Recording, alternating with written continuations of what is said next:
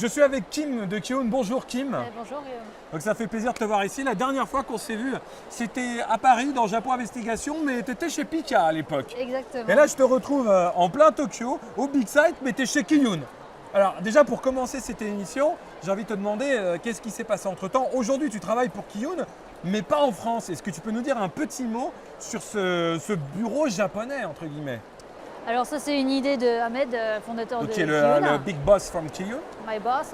Et il avait depuis longtemps en tête l'idée d'avoir un bureau sur place parce que la création, c'est quelque chose qu'il fait depuis les débuts et qu'il adore. Et Ahmed venait aussi au Comiket pour repérer d'autres auteurs qu'il a publiés. Il a finalement réussi à ouvrir ce bureau l'année dernière. Ça a pris quand même pas mal de temps. Et moi, mon truc, c'est de vivre au Japon. Je m'en suis rendu compte en revenant en France. Oui, parce que tu avais travaillé déjà chez Kodansha J'avais avant. travaillé chez Kodansha pendant 4 ans, 4 ans et quelques. Et du coup, je cherchais un moyen de revenir sur Tokyo. Et voilà, est tombée cette annonce que Ahmed cherchait quelqu'un. Donc je suis allée passer l'entretien, j'ai passé les tests. Ce qui est plutôt bien tombé, ma foi. Exactement, timing parfait. Donc depuis, tu vis à Tokyo, tu es le bureau Kiyun de Tokyo, et ta mission, c'est quoi? C'est de recruter de l'auteur japonais. J'ai 2 missions. Donc une mission de veille pour montrer en direct qu'est-ce qui se passe au Japon, en termes de marketing, de nouveaux titres.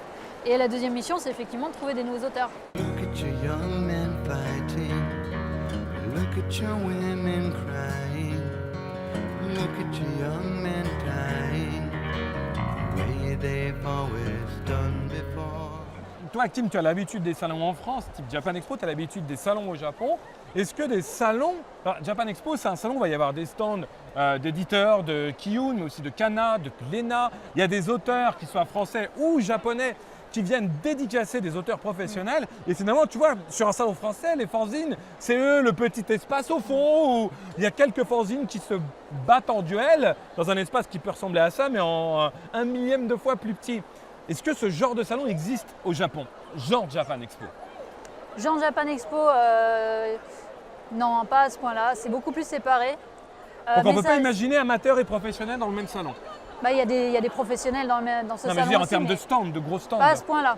C'est-à-dire que les professionnels ne viennent pas sur les salons pour faire leur propre promotion. Leur promotion, c'est dans d'autres endroits, c'est à Pourquoi travers ça les ne se magazines. fait pas? C'est pas. Alors, déjà, c'est pas l'histoire de ce salon. Japan Expo et le Comiket sont 2 histoires très différentes. Le Comiket est vraiment né d'une volonté de montrer les magazines amateurs. Japan Expo est quand même né n'a pas plus cette d'une- volonté de. Ouais. Japan Expo, c'est quand même né d'une volonté de faire venir des auteurs japonais en France. C'est la différence du Comiket, c'est que c'est pour les amateurs. C'est pas pour les professionnels.